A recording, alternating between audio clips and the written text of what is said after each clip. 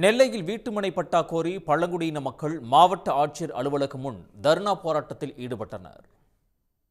நெல்லை மாவட்டம் தருவை காந்திநகர் பகுதியில் காட்டுநாயக்கர் சமூகத்தைச் சேர்ந்த 31 குடும்பத்தினர் அங்குள்ள காலி இடங்களை சமன் செய்து கடந்த 35 ஆண்டுகளுக்கும் மேலாக வீடு கட்டி வசித்து வருகின்றனர்.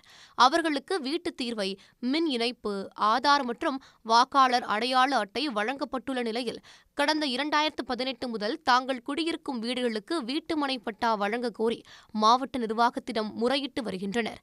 ஆனால் இதுவரை மாவட்ட நிர்வாகம் எந்த நடவடிக்கையும் எடுக்காததை கண்டித்து பெண்கள் உட்பட 100க்கும் மேற்பட்டோர் மாவட்ட ஆட்சியர் அலுவலகத்தில் போராட்டம் நடத்தினர்.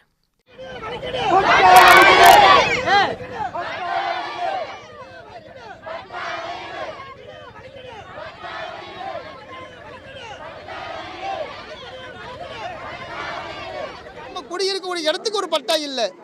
அந்த பட்டா இல்லாத இடத்துல நம்ம இதெல்லாம் நம்மளுக்கு இந்த சலுகை நமக்கு எதுக்கு? எந்த சலுகை நம்மளுக்கு வேண்டாம். எந்த சலுகை நம்ம எப்போ இருந்தது போல் பழங்குடி மக்கள் நம்ம எப்படி இருந்தோமோ அதே போல் நம்ம இருந்துட்டு போவோம்னு சொல்லி இது எல்லாம் எங்களுக்கு ரிட்டர்ன் பண்ணி கொடுத்துட்டு நாங்கள் போகலஞ்சே வந்திருக்கோம். எங்களுக்கு பட்டா வரணும், அப்படி இல்லைன்னா இதெல்லாம் நாங்கள் ரிட்டர்ன் பண்ணி நாங்கள் கொடுத்துட்டு போகிறோம். பாளையங்கோட்டை வட்டாட்சியர் சரவணன் அவர்களுடன் பேச்சுவார்த்தை நடத்தி விரைவில் பட்டா வழங்க நடவடிக்கை எடுப்பதாக உறுதியளித்ததை தொடர்ந்து போராட்டம் கைவிடப்பட்டது. உடனுக்குடன் செய்திகளை தெரிந்து கொள்ள சன் நியூஸ் பெல் ஐகானை கிளிக் பண்ணுங்க.